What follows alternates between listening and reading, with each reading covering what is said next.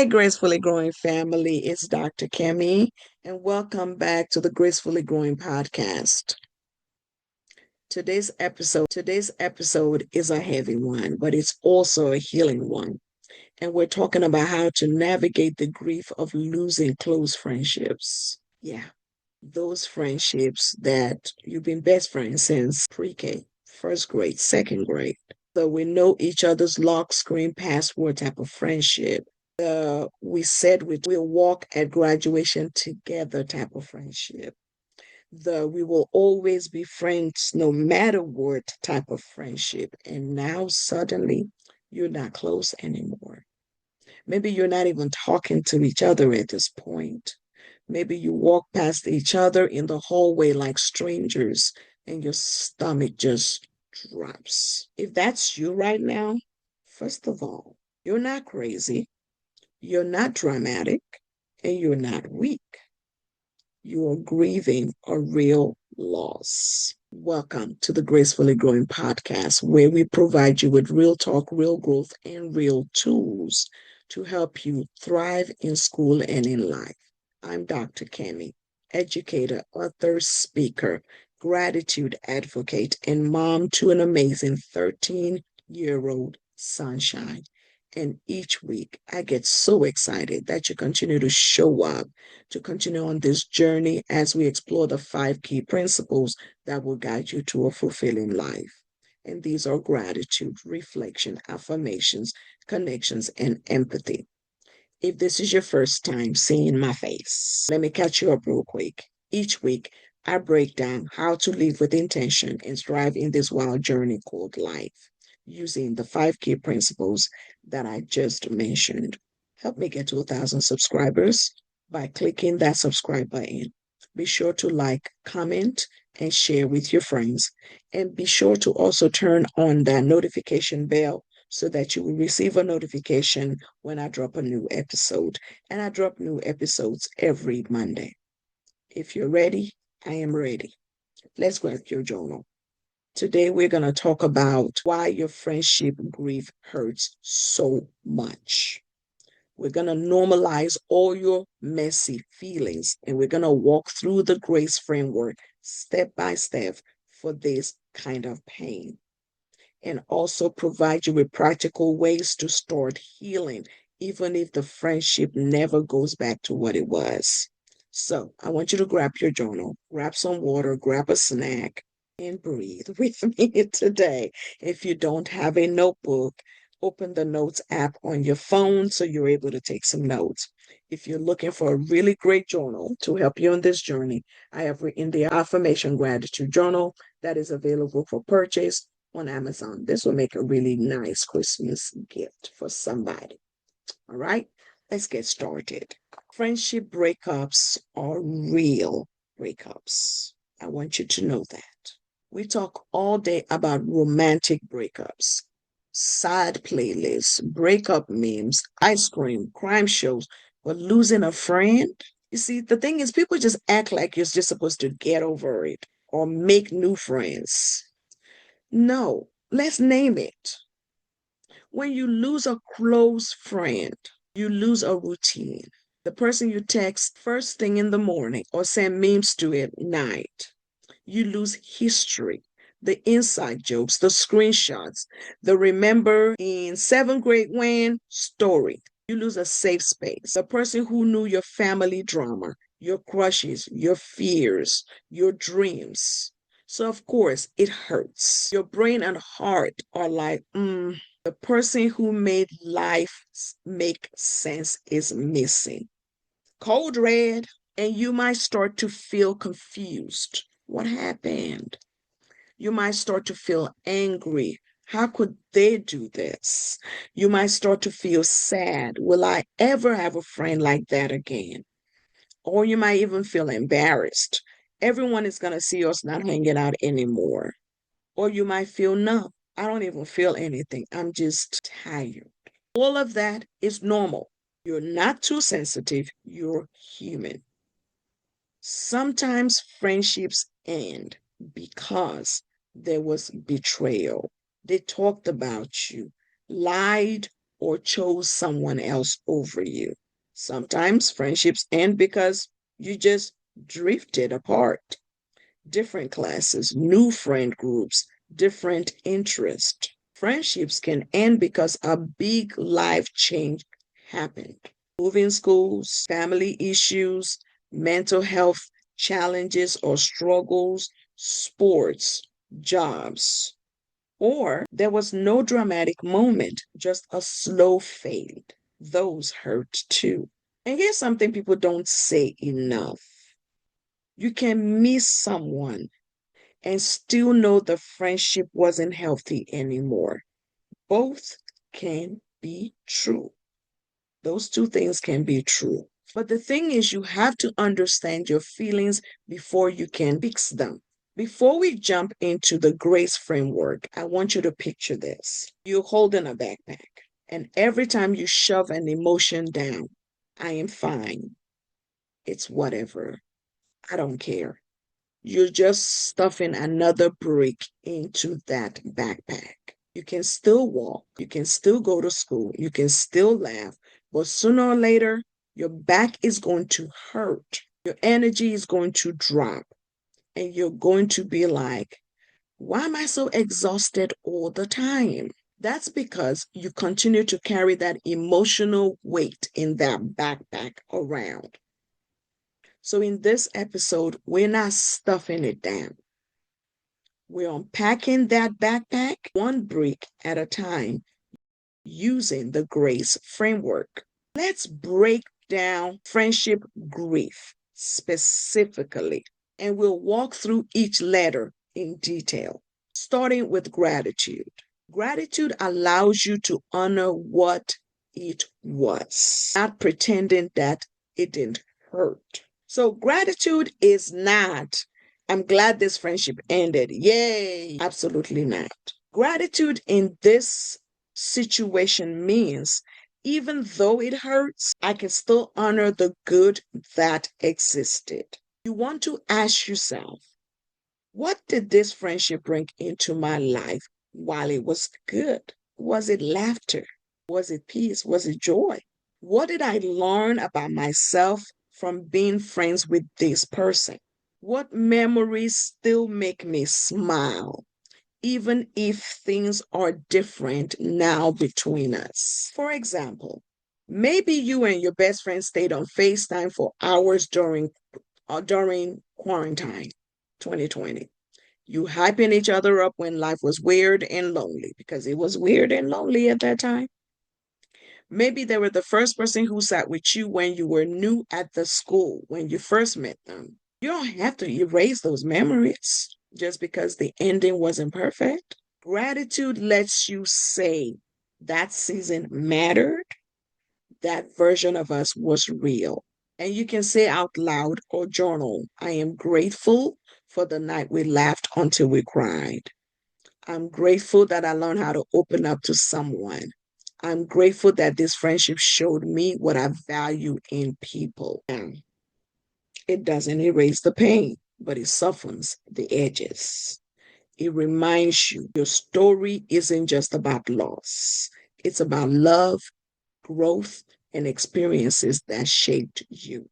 Reflection allows you to think about what actually happened versus the story in your head. Reflection is powerful. It's not about blaming yourself or obsessing over every detail. It's about gently asking, what actually happened? And what can I learn from it? Because sometimes the story in your head is, I must be the problem. I'm not good enough to keep friends. Everyone always leaves me. But when we slow down and reflect, you might see you were growing in different directions. They were dealing with stuff that you didn't know about. Or maybe the dynamic got unhealthy. Constant drama, gossip, jealousy, or disrespect. Or maybe we both made mistakes, said hurtful things, and didn't communicate clearly. So here are the things I want you to ask yourself. When did I first notice the friendship starting to change? Did I communicate my feelings, or did I just pull away or shut down? Were there red flags that I ignored because I didn't want to lose this person? What do I wish I had done differently? Not beat yourself up, but to grow. So let's say, for example, you notice your friend starting to hang out with another group more than they're hanging out with you. Instead of saying, hey, I miss you, you started posting low-key shady quotes on your story or ignoring them back. That's petty, y'all. We don't do that. So here's how reflection helps you. It might sound like, okay, I can't control what they did, but next time I want to use my voice earlier instead of going silent. Reflection is about clarity and accountability, not self-hate. Affirmations allow you to rebuild how you see yourself because friendship grief can wreck your self-esteem if you are not careful. When a close friend pulls away or things end badly, your brain might whisper these types of lies to you. You are replaceable. You're too much. You're not worth staying for. Affirmations help you to change that script. Flip the script. We're not talking about fake, cheesy lines like I'm a perfect angel who has never made a mistake. No, we're talking about truthful, powerful statements that remind you who you are beyond this friendship. Here are some grace-based affirmations I want you to use. I am worthy of friendships where I feel seen, heard, and valued. Losing this friendship does not erase my kindness, loyalty, or love. I am growing into someone who chooses healthy connections. It's safe for me to outgrow people and still love the memories. I deserve relationships that are mutual, not one-sided. You can write this on sticky notes. You can put them on your phone as reminders. You can say them in the mirror. Yes, even if it feels weird. That's okay. Use them as journal prompts. What makes this affirmation true for me? You see your ex-friend posting with their new besties and insecurity punches you in the chest. Instead of spiraling into, wow, I was the problem, I want you to pause and say, them finding other friendships doesn't mean I'm not good enough. I'm not for everybody, and that's okay. The right people will choose me too. Affirmations help you to not let one broken friendship define your identity. Let's talk about your connections. This is all about letting yourself be supported and making room for new people. Now, this one is a little tricky because when we're hurt, the temptation is I'm done with people. I don't need anyone. I'm better alone. And listen, a little solo season to heal, healthy. Shutting everyone out forever, not so much. Connection in this context means letting yourself be supported instead of pretending you're fine. Opening your heart slowly, not shutting it permanently. Remembering that one friend is not your only possible friend. Who can you connect with right now? Find a trusted adult. They could be your parent, mentor, counselor, coach, your teacher. Find another friend who you may not be super close to yet, but who is kind and steady. Find a sibling or a cousin who actually understands how your family works. Find online communities or youth groups that are positive and safe. Let me give you an example. If you're sad your best friend isn't around anymore, so you start eating lunch alone or scrolling the whole break. A connection shift might look like sitting with a different group, even if you feel a little awkward at first. Joining a club, a team, or group where people share your interest. Saying yes when someone invites you to hang out instead of dramatically or automatically saying, nah, I'm good. Because here's the truth. Sometimes losing one friendship makes space for friendship that match the version of you are becoming, not the version you used to be.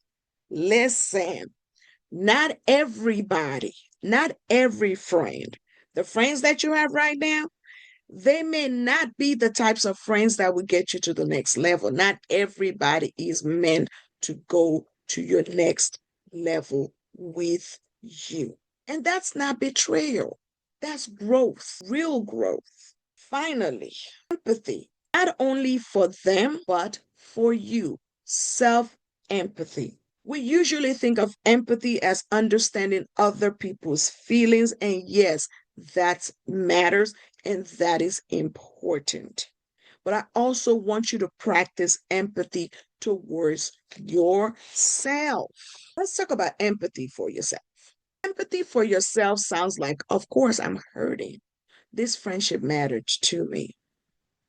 It sounds like it makes sense that I feel jealous, left out, or angry right now. I'm human. It sounds like I'm allowed to miss them and still know that things can go back to how they were. Instead of saying, I'm so stupid for caring. It sounds like the fact that I care deeply is not a weakness, it's a part of my strength. You have to treat your own heart like you would treat a friend's heart if they were in your situation. Now let's talk about empathy for them with boundaries. This bears repeating, and I keep saying this. Empathy for them does not mean excusing bad behavior or letting people walk all over you. It simply means you understand that they might be going through things that you don't see. They might not have the emotional skills to handle conflict in a healthy way. They might be immature, influenced by their friend group, or scared of confrontation. So that empathy might sound like, I didn't deserve what happened, but I understand that they're human too. It might sound like they make choices that hurt me, and I still hope they heal and they grow. It might sound like I don't have to hate them to move on. I can release them with peace. I can reduce their access to me.